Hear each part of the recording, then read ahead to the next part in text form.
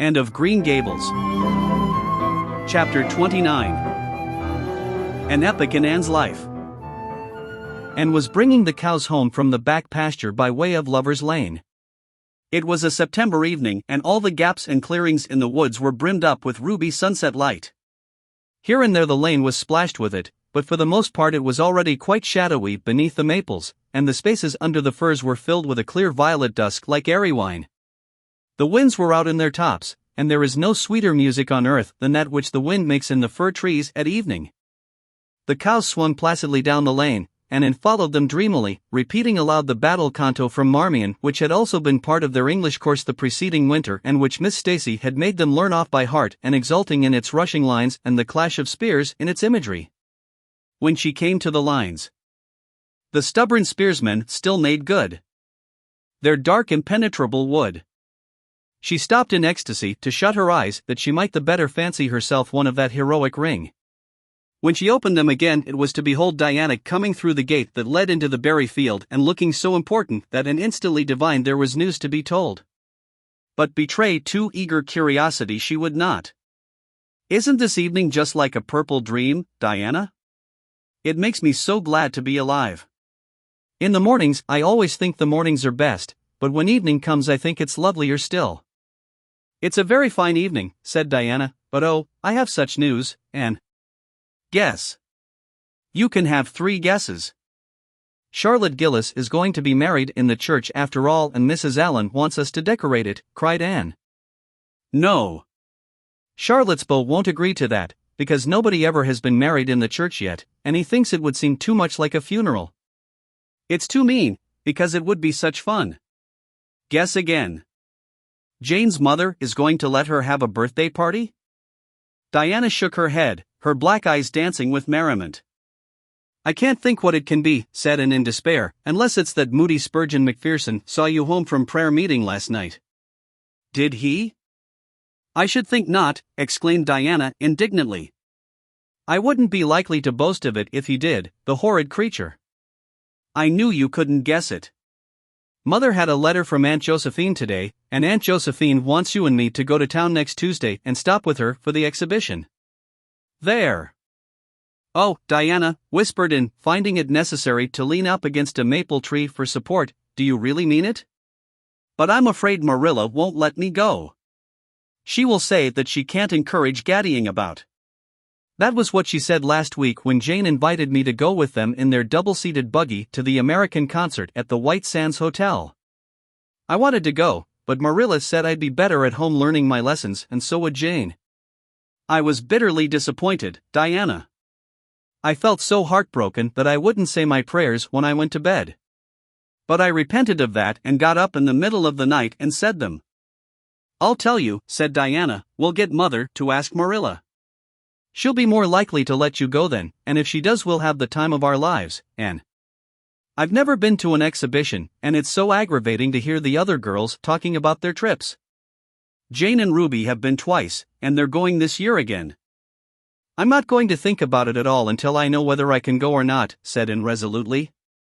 "If I did and then was disappointed, it would be more than I could bear.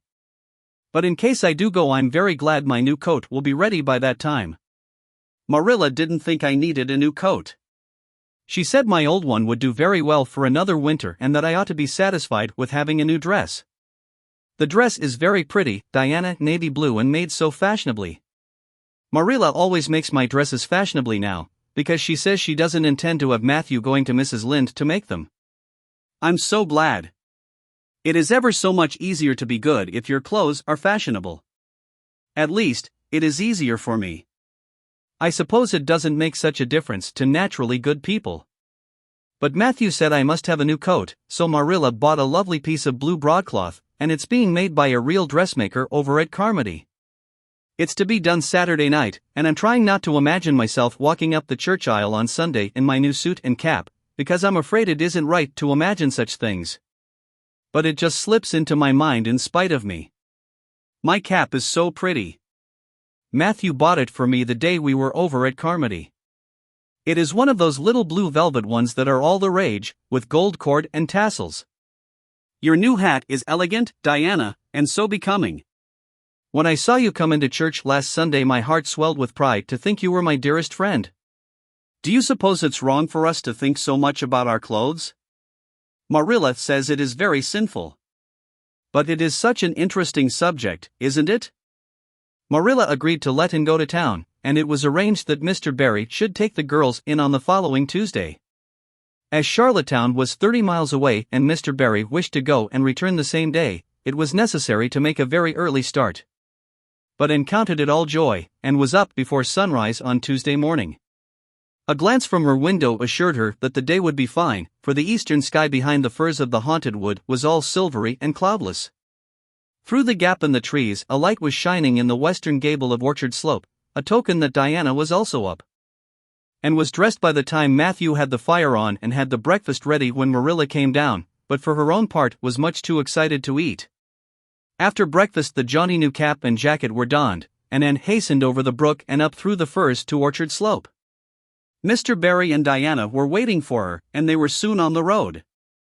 It was a long drive, but Anne and Diana enjoyed every minute of it. It was delightful to rattle along over the moist roads in the early red sunlight that was creeping across the shorn harvest fields. The air was fresh and crisp, and little smoke-blue mists curled through the valleys and floated off from the hills. Sometimes the road went through woods where maples were beginning to hang out scarlet banners, sometimes it crossed rivers on bridges that made Anne's flesh cringe with the old, half-delightful fear, sometimes it wound along a harbor shore and passed by a little cluster of weather-gray fishing huts, again it mounted to hills whence a far sweep of curving upland where misty blue sky could be seen, but wherever it went there was much of interest to discuss. It was almost noon when they reached town and found their way to Beechwood. It was quite a fine old mansion, set back from the street in a seclusion of green elms and branching beeches. Miss Barry met them at the door with a twinkle in her sharp black eyes. "So you've come to see me at last, you Anne girl," she said. "Mercy, child, how you have grown. You're taller than I am, I declare. And you're ever so much better looking than you used to be, too. But I dare say you know that without being told."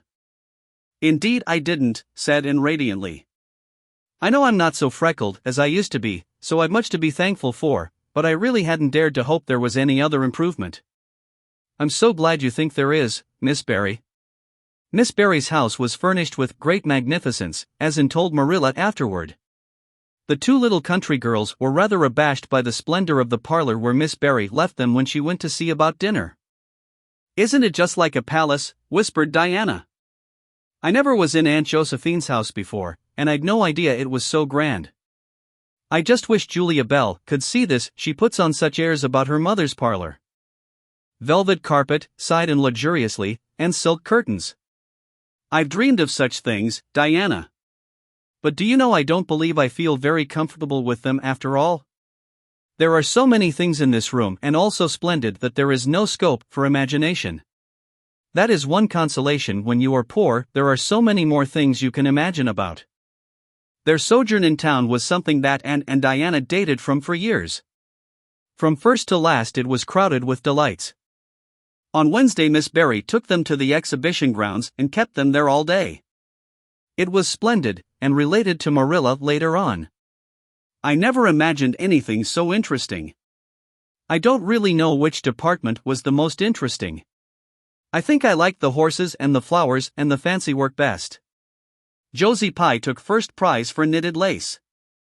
I was real glad she did. And I was glad that I felt glad, for it shows I'm improving, don't you think, Marilla, when I can rejoice in Josie's success? Mr. Harmon Andrews took second prize for Gravenstein apples and Mr. Bell took first prize for a pig. Diana said she thought it was ridiculous for a Sunday school superintendent to take a prize in pigs, but I don't see why. Do you? She said she would always think of it after this when he was praying so solemnly. Clara Louise McPherson took a prize for painting, and Mrs. Lynde got first prize for homemade butter and cheese. So Avonlea was pretty well represented, wasn't it? Mrs. Lynde was there that day, and I never knew how much I really liked her until I saw her familiar face among all those strangers. There were thousands of people there, Marilla. It made me feel dreadfully insignificant. And Miss Barry took us up to the grandstand to see the horse races. Mrs. Lynde wouldn't go. She said horse racing was an abomination and, she being a church member, thought it her bounden duty to set a good example by staying away. But there were so many there I don't believe Mrs. Lynde's absence would ever be noticed. I don't think, though, that I ought to go very often to horse races, because they are awfully fascinating. Diana got so excited that she offered to bet me 10 cents that the red horse would win. I didn't believe he would, but I refused to bet, because I wanted to tell Mrs. Allen all about everything, and I felt sure it wouldn't do to tell her that. It's always wrong to do anything you can't tell the minister's wife. It's as good as an extra conscience to have a minister's wife for your friend. And I was very glad I didn't bet, because the red horse did win, and I would have lost 10 cents. So you see that virtue was its own reward. We saw a man go up in a balloon. I'd love to go up in a balloon, Marilla, it would be simply thrilling, and we saw a man selling fortunes. You paid him 10 cents and a little bird picked out your fortune for you. Miss Barry gave Diana and me 10 cents each to have our fortunes told. Mine was that I would marry a dark-complected man who was very wealthy, and I would go across water to live. I looked carefully at all the dark men I saw after that, but I didn't care much for any of them, and anyhow I suppose it's too early to be looking out for him yet. Oh, it was a never-to-be-forgotten day, Marilla. I was so tired I couldn't sleep at night. Miss Barry put us in the spare room, according to promise. It was an elegant room, Marilla, but somehow sleeping in a spare room isn't what I used to think it was. That's the worst of growing up, and I'm beginning to realize it. The things you wanted so much when you were a child don't seem half so wonderful to you when you get them. Thursday the girls had a drive in the park, and in the evening Miss Barry took them to a concert in the Academy of Music, where a noted prima donna was to sing. 2 and the evening was a glittering vision of delight. Oh, Marilla, it was beyond description. I was so excited I couldn't even talk, so you may know what it was like. I just sat in enraptured silence. Madame Selitsky was perfectly beautiful, and wore white satin and diamonds. But when she began to sing I never thought about anything else. Oh, I can't tell you how I felt. But it seemed to me that it could never be hard to be good anymore. I felt like I do when I look up to the stars.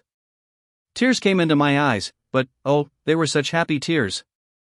I was so sorry when it was all over, and I told Miss Barry I didn't see how I was ever to return to common life again. She said she thought if we went over to the restaurant across the street and had an ice cream it might help me. That sounded so prosaic, but to my surprise I found it true. The ice cream was delicious, Marilla, and it was so lovely and dissipated to be sitting there eating it at 11 o'clock at night. Diana said she believed she was born for city life. Miss Barry asked me what my opinion was, but I said I would have to think it over very seriously before I could tell her what I really thought. So I thought it over after I went to bed. That is the best time to think things out. And I came to the conclusion, Marilla, that I wasn't born for city life and that I was glad of it. It's nice to be eating ice cream at brilliant restaurants at 11 o'clock at night once in a while, but as a regular thing I'd rather be in the East Gable at 11, sound asleep, but kind of knowing even in my sleep that the stars were shining outside and that the wind was blowing in the firs across the brook. I told Miss Barry so at breakfast the next morning and she laughed. Miss Barry generally laughed at anything I said, even when I said the most solemn things. I don't think I liked it, Marilla, because I wasn't trying to be funny. But she is a most hospitable lady and treated us royally. Friday brought going home time, and Mr. Barry drove in for the girls. Well, I hope you've enjoyed yourselves, said Miss Barry, as she bade them goodbye. Indeed we have, said Diana. And you, Anne girl? I've enjoyed every minute of the time, said Anne, throwing her arms impulsively about the old woman's neck and kissing her wrinkled cheek. Diana would never have dared to do such a thing and felt rather aghast at Anne's freedom. But Miss Barry was pleased, and she stood on her veranda and watched the buggy out of sight. Then she went back into her big house with a sigh. It seemed very lonely, lacking those fresh young lives. Miss Barry was a rather selfish old lady, if the truth must be told, and had never cared much for anybody but herself. She valued people only as they were of service to her or amused her. And had amused her, and consequently stood high in the old lady's good graces. But Miss Barry found herself thinking less about Anne's quaint speeches than of her fresh enthusiasms, her transparent emotions, her little winning ways, and the sweetness of her eyes and lips. "I thought Marilla Cuthbert was an old fool when I heard she'd adopted a girl out of an orphan asylum," she said to herself, "but I guess she didn't make much of a mistake after all. If I'd a child like Anne in the house all the time, I'd be a better and happier woman." Anne and Diana found the drive home as pleasant as the drive in, pleasanter, indeed, since there was the delightful consciousness of home waiting at the end of it.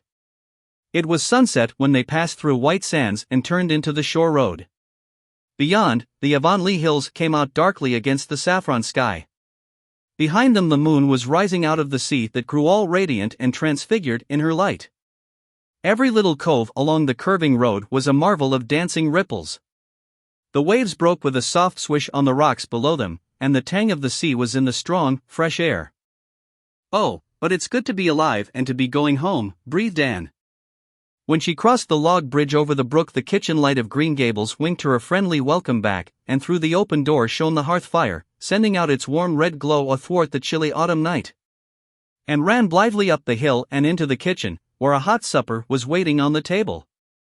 "So you've got back," said Marilla, folding up her knitting. "Yes, and oh, it's so good to be back," said Anne joyously. "I could kiss everything, even to the clock." "Marilla, a broiled chicken. You don't mean to say you cooked that for me?" "Yes, I did," said Marilla. "I thought you'd be hungry after such a drive and need something real appetizing. Hurry and take off your things, and we'll have supper as soon as Matthew comes in. I'm glad you've got back, I must say. It's been fearful lonesome here without you, and I never put in 4 longer days." After supper Anne sat before the fire between Matthew and Marilla, and gave them a full account of her visit. "I've had a splendid time," she concluded happily, "and I feel that it marks an epoch in my life. But the best of it all was the coming home.